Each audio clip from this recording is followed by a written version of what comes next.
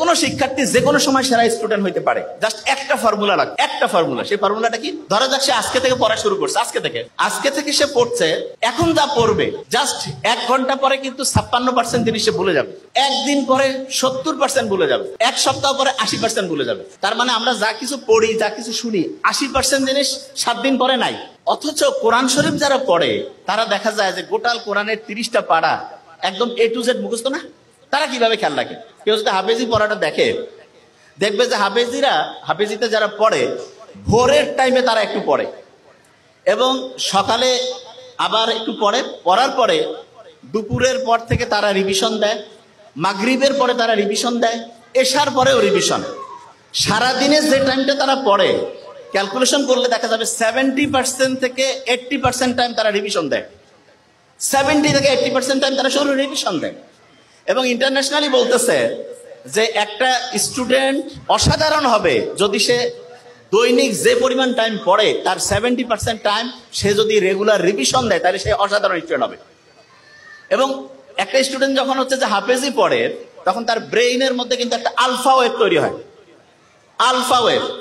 এবং এই ওয়েভটা এমন, ধরা যাক আপনি নর্মালি একটা পৃষ্ঠা পড়তে আপনার লাগতেছে, ধরলাম যে 10 মিনিট। আপনি যদি আলফা ওয়েভে পড়েন, আলফা ওয়েভ ব্রেইনের মধ্যে, তাহলে আল্লাহর রহমতে আপনার ওই পড়াটা 2 থেকে 3 মিনিটে হবে।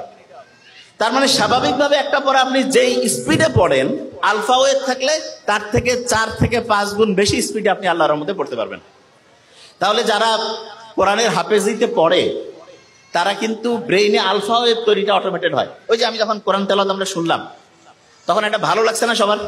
কোরআন যখন শুনলাম, কি কারণে ভালো লাগলো? কারণ কোরআনের আয়াতগুলো আল্লাহ এমন ভাবে অ্যাসেম্বল করছেন, যখনই আমরা শুনি তখন ব্রেইনটা কুল ডাউন হয়।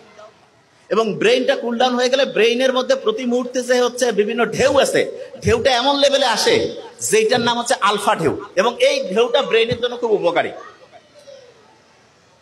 দেখেন সায়েন্স যে আবিষ্কার হচ্ছে, আপনারা দেখবেন কোরআনে একটা আয়াত আছে যে উটকে আমি কেমনে বানাইছি, এটা কি তোমরা দেখবা না? উট তা কিছুদিন আগে আবিষ্কার হইলো যে উটের যে চোখের পানি আছে না, এই চোখের পানির মধ্যে এমন এক রকমের মেডিসিন আছে যেটা প্রায় 30 রকমের সাপের যে বিষ সেটাকে নিষ্ক্রিয় করতে পারে। ওই যে রাসেল ভাইপারের নাম শুনলাম না, খুব আলোড়ন সৃষ্টি করছিল। সেই রাসেল ভাইপারের যে বিষ ভয়ঙ্কর, মুহূর্তের মধ্যে মানুষকে ধ্বংস করে ফেলে, সেই বিষকেও নিষ্ক্রিয় করার ক্ষমতা বিজ্ঞানীরা দেখছে যে উটের যে চোখের পানি সেটার মধ্যে আছে। আল্লাহ যে বলছে যে উটকে আমি কিভাবে বানিয়েছি সেটা কি তোমরা দেখবা না? কি অসাধারণ আল্লাহর কথাগুলো এখন বিজ্ঞানীরা দেখতেছে। যা কিছু বলে গেছে প্রত্যেকটাই সায়েন্সের সর্বোচ্চ লেভেলে। দেখেন একটা জিনিস বলি,